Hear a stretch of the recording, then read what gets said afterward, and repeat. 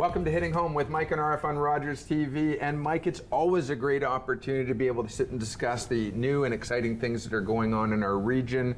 Why do we want to live here? Why do we want to invest here? Why do we want to work here? And Mike, you brought in a great guest. You reached out to speak with someone very exciting. And we want to introduce and welcome to the show Geoff Campbell, who's the managing partner at Oro Station on the as an industrial developer and partner. And we certainly look forward to speaking with you about that. But you've also got another project going on in Oakley Development and residential side in the city of Orillia. So welcome to the show and thanks for being here with us. Thanks for having me. Yeah. Thanks for coming in, and yeah, you got your hands in a lot of things here within the community, the Simcoe County region, you know, Oro Medonte, Orillia. Let us just throw it over to you and give us an overview of the things that you're involved with here.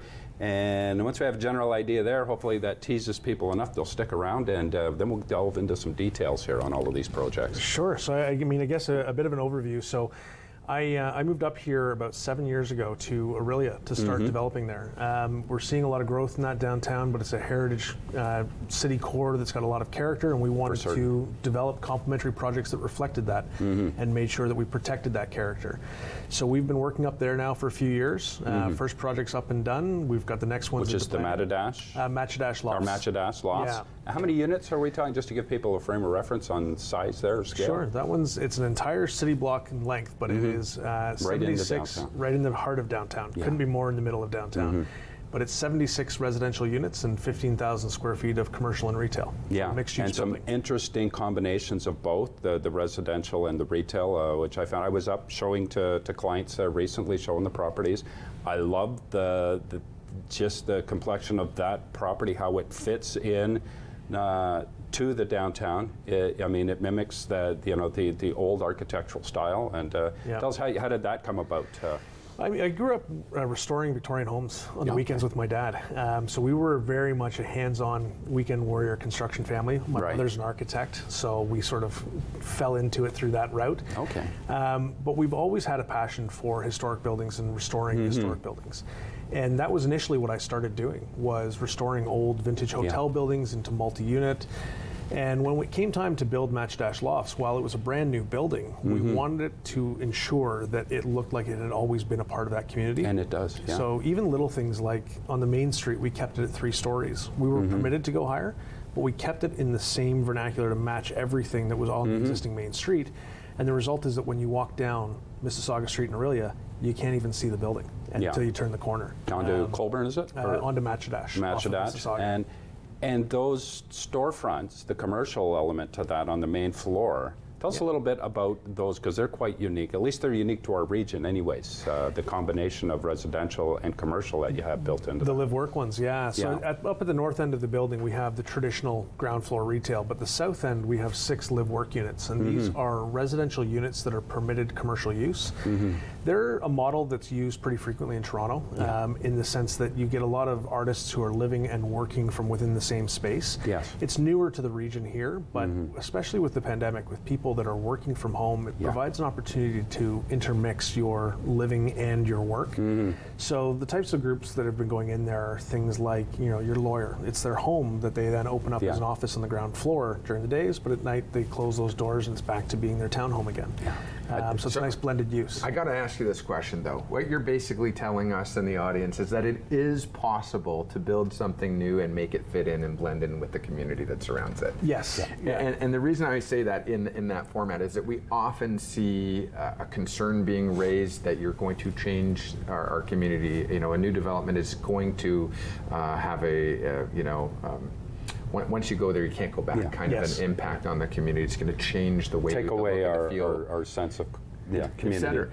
Absolutely, and you can see that in a fair amount of development across Canada, across North America, that you drive down the street and you're like, that was built in the 90s, that was built in the 2000s, that's using the exact same, square, modern, flat look, whatever it may be. So what were you thinking about with your partners when you decided, not only, what do we want to build and where are we going to build it, but how is this economically viable? How can we make this work and not have to sort of follow the standard issue that says, no, the only way it can work is if I go 30 stories and, you know. Well, I mean, certainly when you try to take into those considerations around design and the character of the community, it can become a challenging balance in order to make sure that it doesn't become cost prohibitive. Yeah. And in our case, you know, we made sure that we designed an efficient building in terms of the materials that we were using. We were falling into the mid-rise category, which you're seeing a lot of people pushing into that 4 to 8 story height building. But some of the methods that we used in terms of the design of the building made it very efficient to help us keep those costs down and allowed us to redirect those funds into things like the facade. And in the end, I mean, the highest compliment paid on that project is that we've had people that walk down the street and say, what were these 2 factories before they were turned into a condo building? Right. They're all built brand new. Yeah. So the whole thing was the And I think some people would think, because if you go a couple blocks over, there's the old Tudhope building, which was actually an old car factory, 100-plus-year-old building. And you look at one, look at the other, and they're so similar in many regards. And I think you probably took some of your inspiration from that. What percentage of occupancy are you at or sold on that project right now? We have retained 4 units in the building that we may sell, but ultimately right now we've got 72 residents that are in there. And some of those are reselling at this time because I'm sure speculators have bought it, which happens in any development project. They'll buy, hold for a bit and sell. So there'll always be that. There was a degree of the speculation, but to be honest, not as much as I expected. Right. And I've been really happy with that in the sense that the majority of people that moved into that building have made it their primary residence. Well, I was going to ask you that. What is it about Aurelia that made you pick that location? And I know you did say that you've had an interest in Victorian home restoration, et cetera, but you also did incorporate the ground floor. You're saying there's a retail component to your build as well as the residential. How does that fit with the city plan and the strategic plan for the city going forward for the next however many years? Well, it fits in exactly with what they call their Downtown Tomorrow plan. So in 2014, the City of Aurelia undertook a very engaged study with the residents to get a sense of what do you want to see the future of this town? If we know it's going to grow, what do the residents want to see come out of this thing? So they identified their priorities. And when we read that, it rang true to us in terms of very much aligning with the type of buildings that we wanted to see go up. And so it was an obvious attraction to see that the general populace of Aurelia was aligned with the very things that we wanted to be building. So that was an easy fit in that regard. But Aurelia, to back up just a second, I grew up in Aurora. And Aurora used to be a very charming, historic downtown.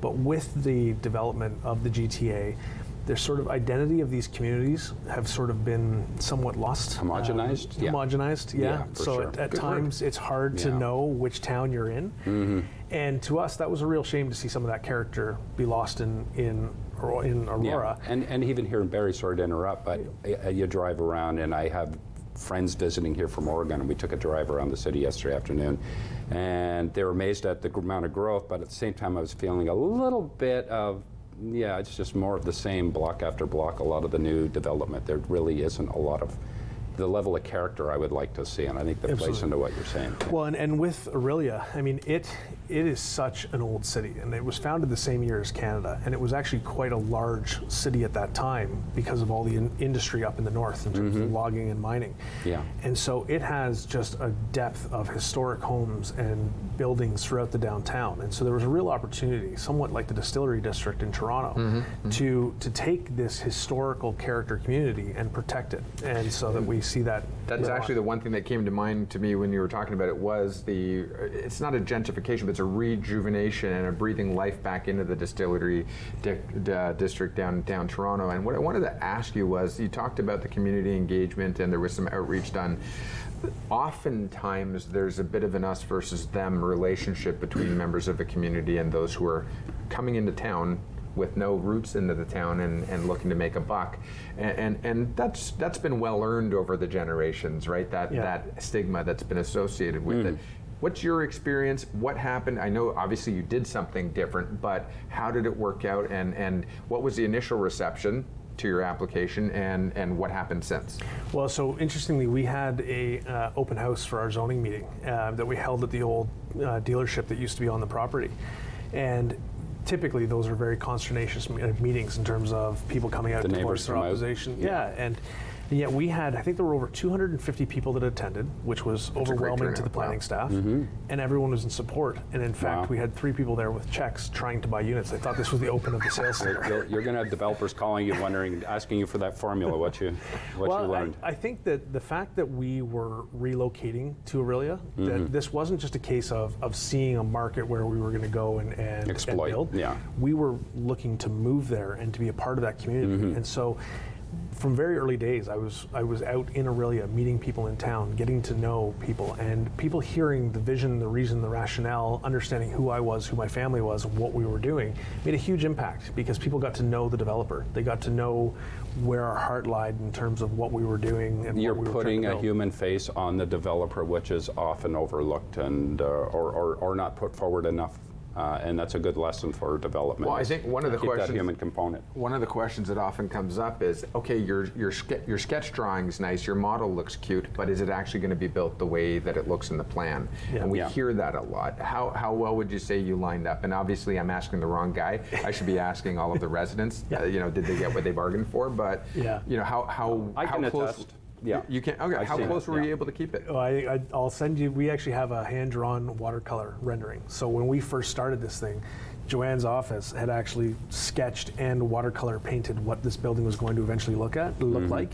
And when you see that versus the finished product, it's uncanny just how much it stayed true right from inception to completion. Yeah. This is not a paid advertorial, by the way, for you. I just want to be very clear. Like, I mean, inquiring minds do want to know this kind of thing. Yeah. Right? Yeah. Well, I think, so Oakley is made up of myself and my mother, Joanne, the architect that I was saying. So growing up underneath her, I understood the value of good design. And so that's something that translated in very much so in terms of the development approach that I've taken.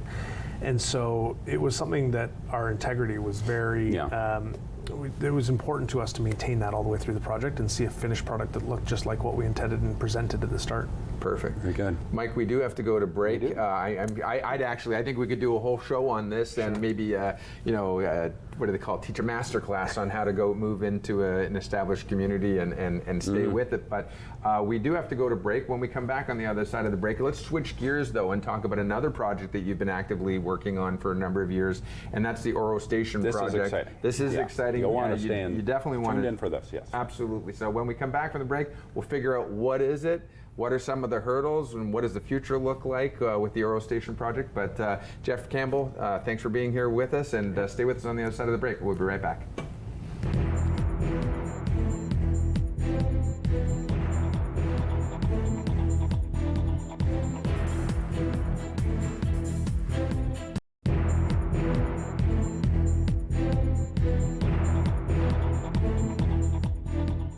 Welcome back to Hitting Home with Mike and Arif on Rogers TV, and we're thrilled to be joined by Geoffrey Campbell, who's the managing partner of Oro Station and Oakley Developments, a residential development in Aurelia. Just before the break, we were talking about how you have moved into the area and you managed to somehow gain the buy-in of an entire community on a redevelopment project, and obviously some of the elements that made that happen was your willingness to make it integrate and fit and blend beautifully with the community. Yes.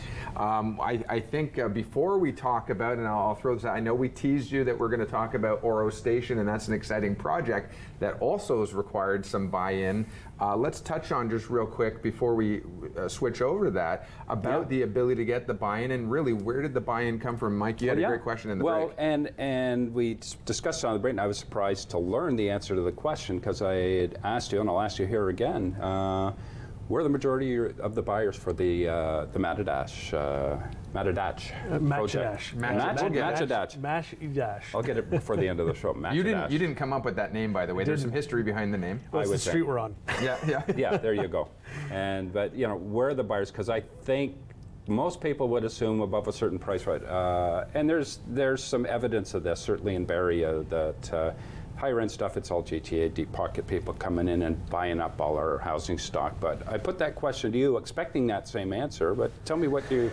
No, I think we were quite surprised to see that our buyer demographic was split evenly between people from the GTA and people from Aurelia itself. Yeah, and that's so good to see. People within Aurelia were people that were empty nesters, downsizing, looking to travel more. So they were going from their 4-bedroom home into a condominium that became more of their launch pad, their pied-à-terre.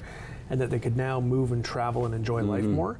And I think quality of life has been a real theme with people that have been moving up there. So both people from the city and people locally, they were looking for a community where they had walking distance to hospital, to the beach, to art galleries, a sense of community all around them that was sort of condensed and not trapped in the sprawl or in the congestion. And Aurelia has that. And again, something else we talked about before the show is living here in Barrie, and my father's in long-term care in Aurelia, so I'm up there all the time. And plus I'm up there for my work as a realtor. And I walked that Mississauga Street downtown Aurelia, and my sense is this is a community that gets their place with regards to tourism, and they embrace it, the economic component of that. There's lots of opportunity for anyone visiting, whether you're a resident or a visitor, you'll want to come back. Barrie just doesn't seem to get it that. We have people come here for our festivals and that, but they don't come back till the next festival, a lot of them. There's a lot, I guess, to sum it up, that Barrie could learn from what Aurelia has done with their downtown, and that's partly part of your attraction to the region too. Absolutely, yeah. And I think, one of the things that's been incredible to watch is the young entrepreneurs on the main street. So if you look at Queen West 15, 20 years ago, it was always populated with artisan shops and young entrepreneurs that were there. They've been somewhat priced out of the Toronto market and Queen Street. But those same demographic of entrepreneurs are now opening restaurants and cafes and shops all down the Mississauga Street. So you're getting this blend where it's not just a retiree community, it's not just a bedroom community. There's space for young people and young entrepreneurs to be there, for artists and they've held, sorry, I just want to say they've held on to that, the Mariposa Folk Festival. They've held on to that tradition there. And of course, we recently lost Gordon Lightfoot, who's, Aurelia's patriarch's son, and for certain, you learn through everything you saw in the news and that just his attachment that he maintained with Aurelia. So there's something there. A lot of stars move on, and then you never hear them mention their hometown ever again. He was always a part of that, and it was always a part of him. So that's reflects that. I am going to offer a little perspective and a little challenge on that. I certainly agree with much and most of what's being said, and I think one of the distinguishing factors for Aurelia, and one of the catalysts for Aurelia, is that there was really a period of time where residents would say they're stuck in this sort of no man's land of not knowing the identity. And it's not that the true people from Aurelia don't know their identity, but as an evolution and as a growing community, it's just a little bit farther up the highway. It's just a little bit beyond what the day trip was going to be for many. And again, remember, Barrie used to be, you're where, we'll see you in 4 days kind of thing. And so as time went on, Aurelia really was almost isolated for a period of time, having to figure out who are we as a community, and how are we going to be identified, and what's our claim to fame, and all these things that you're talking about, Mike. Absolutely. They've made it a sort of, I don't want to call it a do or die, but they had no choice but to figure out their program and their plan. But that parameter's expanded, and Aurelia is within that. Like if you draw that circle out from the GTA, like where is the line where that's too far and now that's manageable? I know you want to. I was just going to say that I think that one of the key things is that little bit of extra degree of isolation is what protected that character. It's what allowed the place to maintain that historic feel that we're now building upon and trying to allow that city to grow while protecting that. But I think an underlying thing that extends beyond Aurelia into all of Simcoe County is quality of life. So when you look, I grew up in Aurora, and I grew up in the GTA and the ever-growing regions that were down there.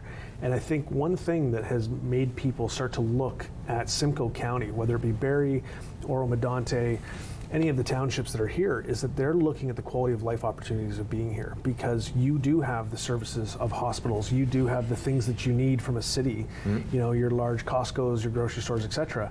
But you're also only a few minutes away from the lakefront or from mountain biking trails or the rail trail. And so you have this opportunity to have a quality of life that just is very difficult to maintain or protect in the GTA, that here we have it in spades. And we're also a region that, like many regions in Ontario, has lost a lot of its industrial base and its commerce over since World War II, let's say, over the path of that 50, 75 years. You've got a project that's trying to reverse Well, hang that on, here. man. I wanted to get my jibe in here. Oh, get your jibe Yeah, in. Oh, okay. absolutely. Well, No, I'm going to throw down for Barry just for a second. Go for it. And just for some fun, because I think you're absolutely right. We got to also take into consideration population size and density. Yeah. Right? So you talk about, I think you refer to it as a slighter isolation, and that protected the community. And I think that's true. They didn't cave in and give over to be a... But it's also the population difference was in the, I don't know what the population of Aurelia is as a hard number today, but 60? No, it's 32,000 today, exactly. and 100 years ago it was 28,000. that's Okay. exactly what it is. It's about 30,000 people, Wow. and Barrie has grown from 80 to 150 in a similar period of time, right? Yeah. So we're talking about a much larger size community here that in order to do anything, it's moving a Titanic instead of a speedboat kind of thing in terms of opportunity. But I'm not going to take away. Yeah, you're 100% correct.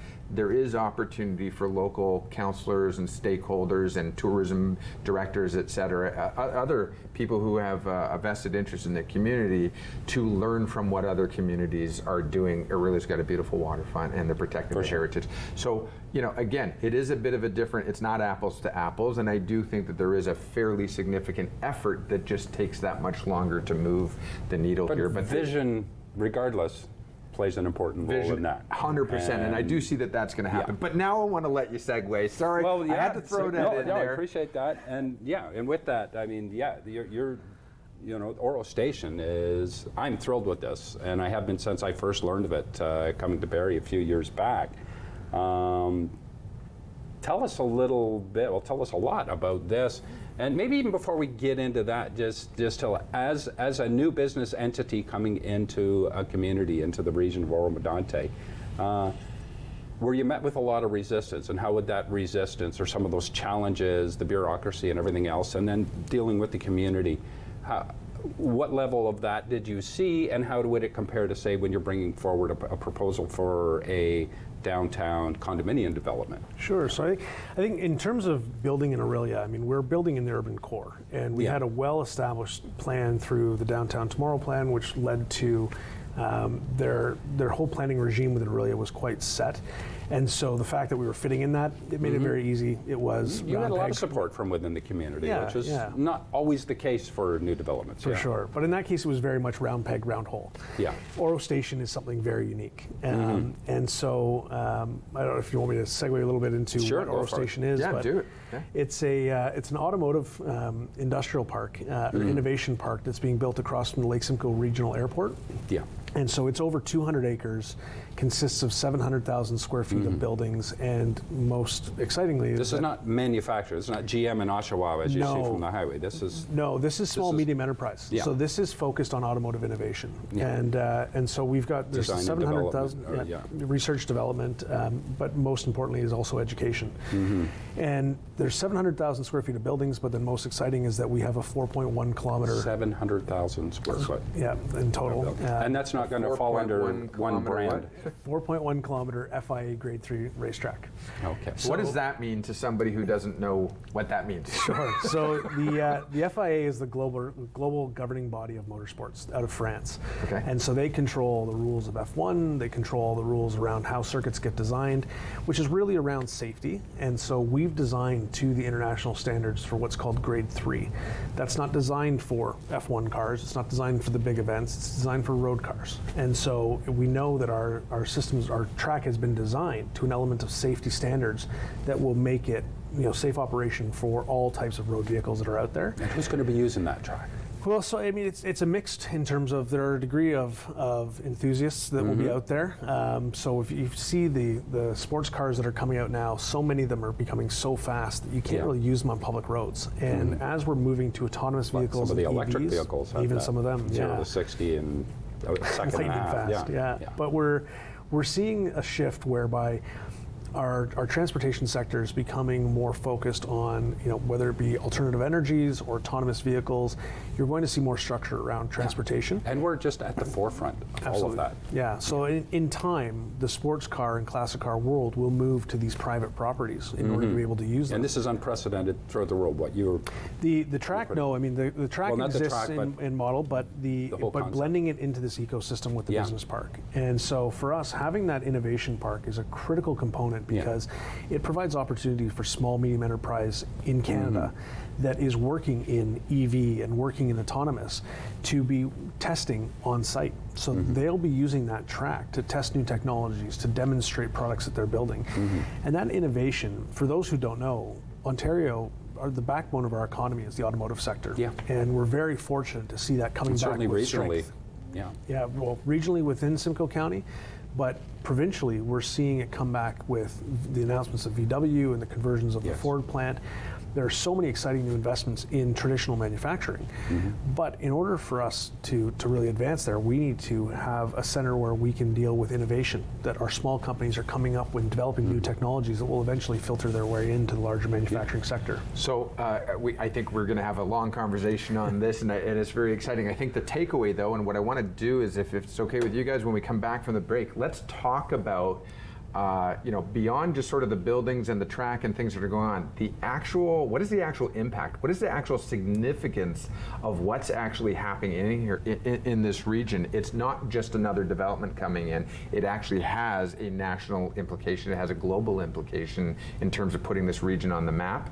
And I think we should explore that. It's the start of something. It is the start of something. And so we're going to go to break real quick because otherwise we're going to be in trouble. But when we come back, Geoff Campbell, we're going to stay with you on this topic, and you're going to tell us more about what we can actually expect to see, both locally, but the significance that it has on a national, global scale. So stay with us for more Hitting Home with Mike and Arif, and we'll be right back on the other side of this break.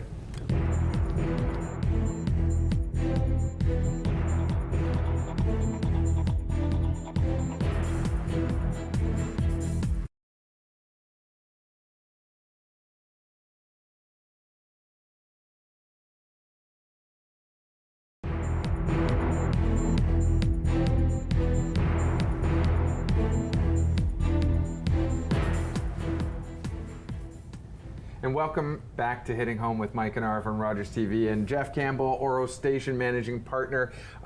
We'll talk about that for this segment here. We've been talking about really the project that you're building in general, but also the significance, and that significance, we'll tie it in together, Mike, with what we were talking about in the last segment, requires buy-in, but it requires buy-in from the residents who are impacted in the local area, requires buy-in from the business community and stakeholders, it requires buy-in from the government officials, because you're talking about something that, other than global, is relatively unprecedented in this region. And so sort of we touched on a couple of things about what were some of the obstacles that, in order to get the buy-in, both legislatively as well as within the local community, but really what is the impact to your neighboring partners, and why did you pick the space in particular? Yeah, why, that was going to be my question leading into that. Why that particular location? I have my ideas, but I want to hear. Well, and similar to how we were talking before about designing a building in Aurelia that fit into the community, it was the same approach to this, was about looking at the different stakeholders and the impacts it would have, and how do we make this thing fit and work with everyone. So we're directly across the street from the Lake Simcoe Regional Airport, and for those who don't know, that is a 6,000 square foot runway that is currently being expanded. So this is a very large international airport. 747 on that runway. It was deliberately designed for that. And it's now actually getting longer. But so by being across the street from that, we become a complementary neighbor. We're seeing aviation growth coming out of that airport, and for us being automotive across the street, from a sounds perspective, industrial, it's good to co-locate so that we're not trying to put something, again, square peg, round hole, where you're putting industrial or motorsports adjacent to a residential neighborhood. By being next to an airport, we're in the right location. And that also gives it an international. When Jay Leno wants to fly up and check out what you're doing there, he can land right next door. In fact, given the length of the runway, we actually have the ability to fly cars in and out. So for certain testing applications, we have the ability to bring cars in and out, which is fantastic. To be clear, you're not designing flying cars. No, sorry. I'm thinking more of experimental environmental testing, yes, transport. Okay. It may happen. Yeah, for sure. But when we were working through the initial concepts, I mean, this was a childhood passion project of mine. It was sort of in the back of my mind. And how many of us get to follow through on such a enormous? You know, we were all going to be astronauts or pirates or whatever. You've actually stuck with it right through to adulthood. And it almost wasn't intentional. It kind of just happened. It's like the universe aligned to bring my passion with cars into my career in development and intersected them. And the property was really finding a needle in a haystack in the sense that often anything that looks like a track facility is hours and hours away from population due to trying to find something a place where you can make it work. But here, the fact that we're across from an airport, it was a perfect fit. But then we went into looking at the other stakeholder relationships in terms of things like the Conservation Authority and how are we going to design this thing responsibly? How are we going to address things like environmental responsibility as we look to the future? And so it was a case of making sure that we were designing something that was going to fit the needs of the community around us. An interesting irony there when you're developing the ecologically friendly cars of the future here. You still got to check all the boxes for. Well, interestingly enough, the Conservation Authority, you can imagine that when they looked at this, they initially had some hesitation. But I explained the fact that we were protecting the vegetation by leaving trees up, but putting in a property that was going to dissuade birds from coming onto that site and ending up at the airport. So in fact, this was going to save the birds by building this facility. So just taking a unique perspective on it, but it's true. And you took a class in debate somewhere along the line, I think, in order to pull that one up. But good. But it's for me, development is about trying to find a way to make the puzzle pieces fit together, and that is the puzzle pieces for your consumers, for your tenancies, for your local residents who've always lived there. How do you make it work for everyone around it? And that's the real nuance and fun, is trying to find a way to piece it all. And I'm sorry, we're going to fight for this. We are. Here, I was just going to say, with 700,000, and that number stuck in my head, square feet of potential space to occupy. Obviously, it's not going to be one entity that takes over all of that. There's going to be different components working together. Correct. Give us an idea, the vision of who you see in there and how they will interact. Sure. Well, so in terms of the buildings, the entire facility has actually been designed in that same protecting the character. It's been designed like agricultural barns. And so that there's a degree of reflecting the character of the farming community that exists in Oro Medonte now. So this won't look like big, massive warehouse, concrete, precast buildings. It won't look like Stark Industries? Will not look like Stark Industries. Okay. It'll look like it's always been there. But the types of tenants that are moving in there is that you've got your traditional automotive suppliers, so your tire shop, your oil shop, your typical things that you would find. Who want to be a part of something so massive, Yeah, well, and the fact that they're on that site with active customers on the property, and more importantly, creating an ecosystem where these businesses work and feed off of one another. Then from there, we move up into things like classic car restoration, performance motorsports. So we have several race teams that are moving in there, Porsche Canada Cup teams that are moving in. Wow. We've got one prototype team that's looking to move from Dallas up to here to be in Canada. And so you'll see professional race cars that are there on that site being worked on, tested, tuned, et cetera, before they go off to races around North America. But the piece that I'm really passionate about on the innovation side is looking at the different companies in EV design and development, in alternative fuels. We have one group that is taking tires and recycling them into petroleum products that you wouldn't think of, but they're taking tires and turning them into lubricating grease for heavy equipment. And so you'll see a lot of this innovation that's focused on how do we look at the sustainable future in the automotive sector that's working on this site. And then we have, soon to be announced, but there's an education partner in this as well. And so we will see. Come on, break it here first. I can't today, I tried soon. So I'll call you and let you know. I'll phone in. All right, you heard it. But we have an education partner that is becoming more active in terms of training, both in what does the future of the automotive sector look like in the EV sector. And so having that education, innovation, and the traditional services all on site, as I say, this creates this ecosystem whereby between the customers that are coming to the property, enthusiasts that are coming to, say, the museum or going to the cafe or restaurant, they're now getting their tires changed, or they're learning about the new EV technology that's being developed on the property. That's the environmental side of that. Is there the technology side, automated driving that? Is that all played as part of this too? Yeah, so we've run tier 1 fiber optic into the property as well, so that we can support 5G, for autonomous. And so autonomous testing right now is being predominantly done at low speeds. Can they turn left? Can they turn right? Can they see stop signs? We have the ability with a closed circuit to do autonomous testing at highway speeds. What happens when 20 cars are driving in a blizzard? We now have that environment where we'll be able to do that type of testing.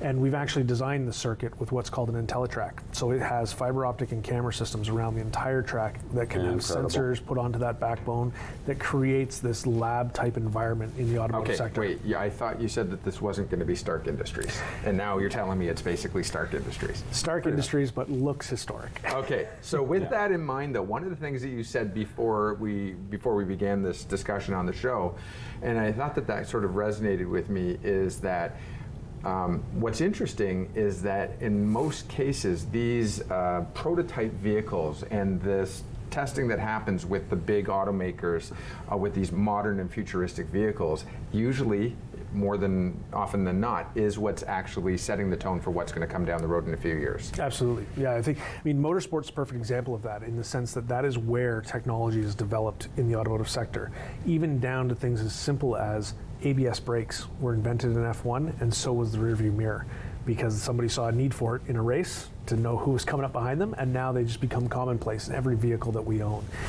And so that type of technology advancements, particularly in the prototype and motorsport cars, is what filters down into our road cars and sees us advancing that tech. So you'll see the best hydrogen technology being deployed in prototype vehicles, and one day will end up in your road-going vehicles. So oftentimes you see cities across the world, Europe, North America, whatever it might be, they're built around a center of higher, institution of higher learning, like a university campus that's known for cancer treatment or something along those lines. Over the years, certainly in the 80s, Mike, I think you were here before I was, obviously a number of decades probably in this region. In the bigger picture? In the bigger picture, yeah. Well, yeah. No, also locally, region, geographically. Obviously, we saw sort of the very slow demise of what was known as the automotive sector of before. Now, obviously, we still have a huge component in the automotive sector here and in science and technology, data banks and things like that. But there's a segment of the community that says, I miss my job that I had back in the day when I was working. Mind you, Simcoe County has fought that because of, we've had a big automotive manufacturer within the region in Alice. Absolutely, and as well as third-party support, suppliers, et cetera. Yep. So this is actually sounding to me like it's an opportunity. Sure, there's obviously a fair amount of retraining that would be required for those who wanted to stay within the industry, but you're actually reviving and bringing life back into an industry that was sort of uncertain of its future. Yeah, well, so the automotive sector is in a state of change, and you're seeing it through EV, autonomous, hydrogen, moving in many different directions, whereas it used to only change incrementally 1% per year. Now it's making big leaps and bounds in terms of technology. But with our automotive manufacturing sector here, in order for us to stay at the forefront, we have to move with that technology. Now we're seeing it with the announcement of the VW EV plant in St. Thomas and the Ford retooling. These are our traditional automotive manufacturing plants switching into that new technology. But by creating a sort of center of excellence around innovation up here in Oro, we're now providing an opportunity for the next wave of technology that will ultimately end up being manufactured here in Ontario. So as people are working on hydrogen fuel cells, they're bringing something to market through prototype testing and development in our facility that we hope will eventually end up into long-term manufacturing. And as part of that, as an integration or an overlap, perhaps, within our region, we have the Georgian College, we have Lakehead University. Is there consideration for how post-secondary education is going to segue into your industries and that? There has to be some conscious connection that you guys have thought through on this. Absolutely. We've already got a partnership with Georgian College around curriculum. So we're focused on ways to use Oro Station to augment the curriculum of the students at Georgian College. Yeah. So whether that be their electric engineering students, hospitality, the automotive business school, we're going to be using Oro Station as an industry learning tool to help with their education. Impressive. So we do have to go to break in just a second, but when we come back from the break, let's touch on the fact that oftentimes a type of project like this is going to create some waves, some shock waves, and really sort of disrupt people's thinking of, especially in an area that is traditionally known as agricultural, certainly in where you've picked. It seems to me, though, that we've been on a theme today with the show that things are not things didn't necessarily work out as one might have anticipated. In fact, the experience was different. So I'd love you to some positive surprises. Touch on that and the relationship with the community, but also, again, what is the impact that is going to continue to have going forward? What is the implication that this project is going to have going forward? So I'll give you a few minutes or a few seconds to sort of stew on that, and when we come back from the break, we will continue our final segment with Geoffrey Campbell, who is the managing partner of Oro Station, an exciting project that is certainly got a lot of people talking. So we'll be right back after this break. Yeah.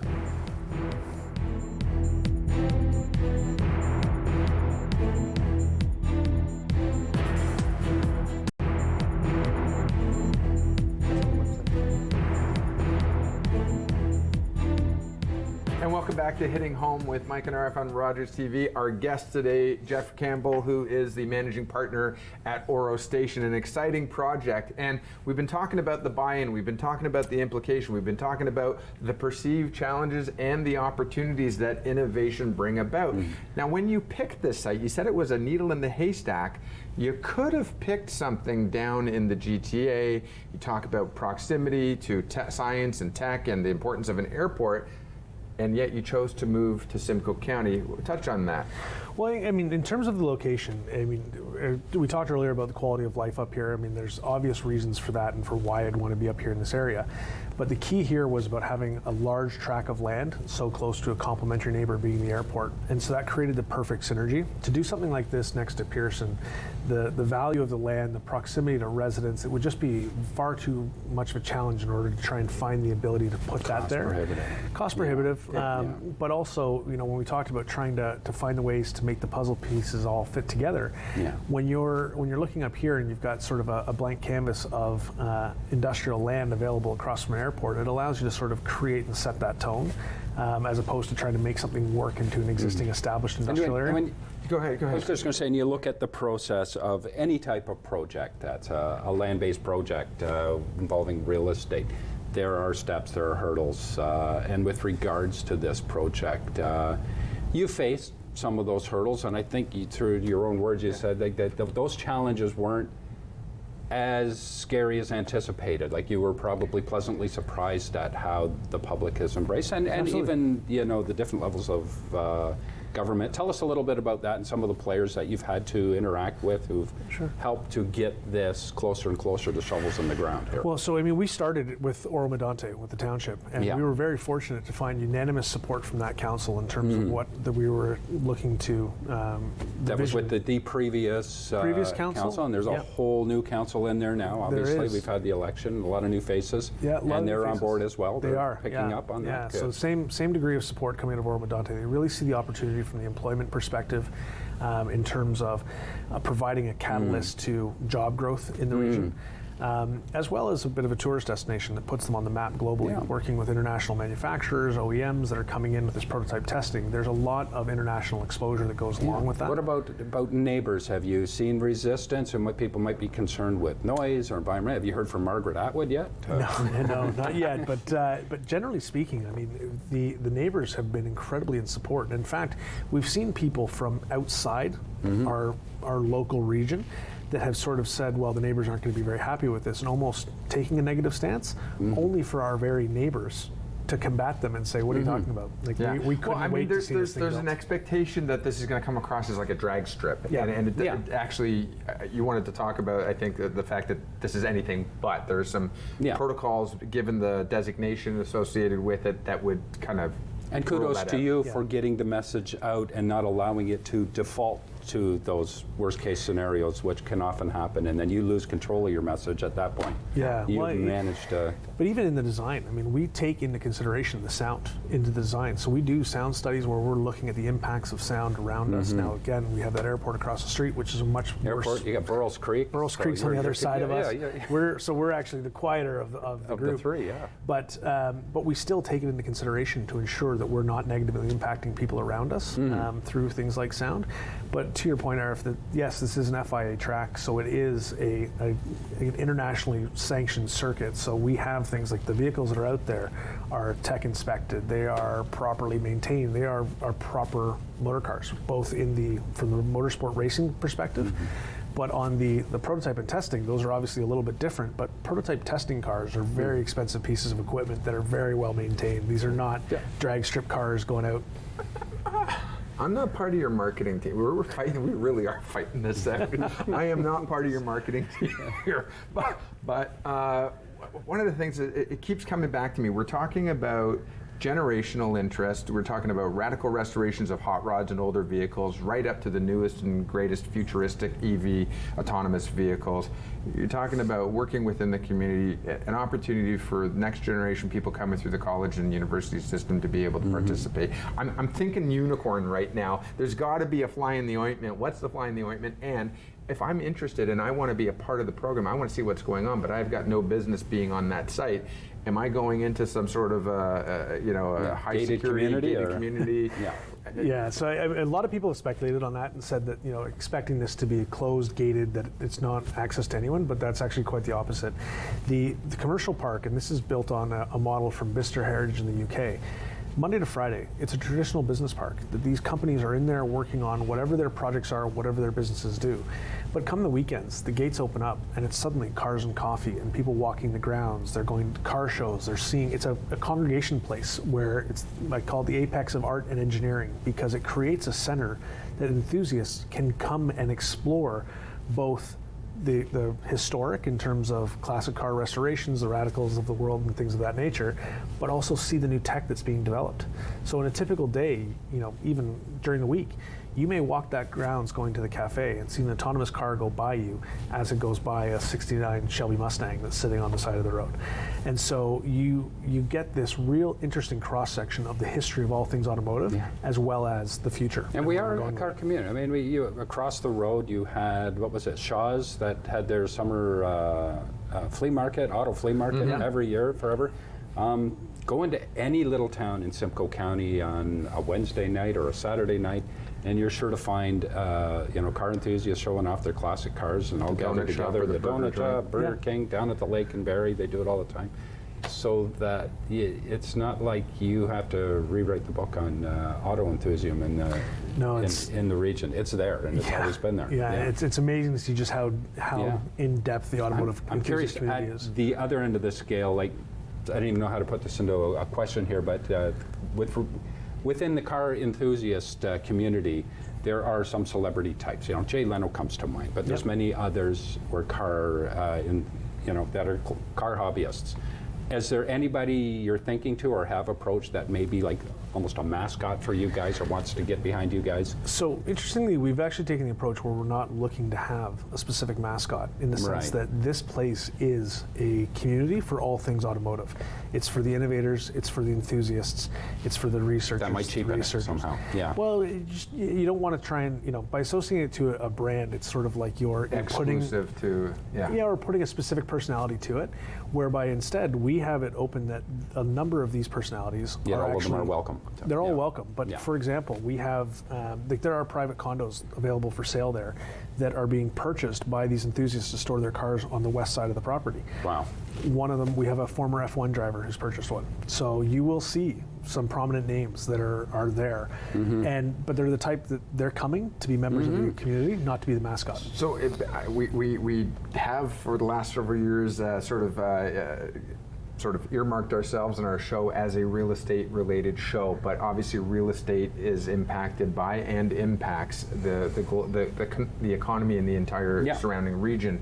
And we are a commuter region too. Touch on for me, if you would, what is the actual projected economic impact to the region, and what can we expect in terms of migration, jobs creation, ancillary supported third-party related industry coming to the region, and of course growth residentially as people are going to want to live, work, play in the area. Maybe some of the timelines to that too. Like Yeah. we expect to see varies. We're forecasting 700 direct jobs on the property itself, and that's in the current phase of drawing that you've seen now on the website, but there is additional land to that for future growth as well. But right now we're forecasting for 700 direct jobs. Now that filters out into the economy in terms of additional servers and gas station attendants and all through to see job growth regionally, but it also brings new residents and new high-paying jobs into the community, which in turn spur further economic growth and development. So you'll see this project creating a new wave of immigration into Oro Medonte of these automotive engineers moving up here to be working at this facility and getting into that quality of life of Simcoe County that we were talking about. So it will have long-lasting impacts to the real estate market here in Simcoe County. And I just to bring it back around to where we started talking about your residential projects within Aurelia, do you have other things on the horizon there? Or I mean, I know you're involved with other properties that you own there. We do, touch on a bit of that? Yeah, so we have about 5 acres of the downtown core there. So we are looking at a coordinated effort of development where we continue down towards the waterfront, carrying on with the same type of development we've done now. Look forward to that. Yeah, but right now I will say that Oro Station is the primary focus. It's a big project. See how that'd be a bit of a my heart. distraction, yeah. So no, I mean, this has been a massive undertaking for what I can tell. You've got partnerships with the curriculum and the providers of next generation intelligence and human resources out there. Now, in terms of timeline and phasing of the project, when is there a grand opening that we can look forward to, or? Yeah, I mean, it will be done in phases. So we now have site plan approval. So for phase 1, so we're now permitted this year to begin the work on the actual circuit and the grading across the property as we work through the detailed design of phase 2. Phase 2, which is our commercial campus and park, we're now 250,000 out of 500,000 square feet has been committed by letter of intent. So we're over 50% leased, which is very exciting. So now we're working through the tenant user requirements to design the building specifically to fit their needs and go in for building permits on that. But what we'll see over the next 2 years is predominantly horizontal infrastructure, track, grading, sewers, etc. And then we'll start moving into buildings where you'll see about 100,000 square feet of buildings coming online per year over a 5-year period. So ultimately we're looking 7 years to full build out, but it will be operational within 2. So your note to anybody who is an enthusiast either of vintage vehicles or futuristic vehicles, what's your message to people? You got about 30 seconds. I mean, I absolutely look up Oro Station, follow along with what we're doing. What's the website address there? orostation.ca. Okay. And I say that because this is a place that welcomes all enthusiasts. Whether you're into electric cars or vintage VW bugs, there's a home for everybody in the enthusiast community at this property. And so we're looking forward to creating this new sort of ecosystem and hub for all things automotive here in Ontario. Excellent. Fantastic. Well, here's a story that, as we wrap it out, a story of a relatively local kid who started with a dream and decided to follow it. Obviously, it certainly helps. You had some great influence in your life from your mother, who's an architect, obviously, and some other influences in your life to go forward. But I definitely want to take a moment. I think both of us do. I think this is the first show in 5 years that we literally fought to get our words in.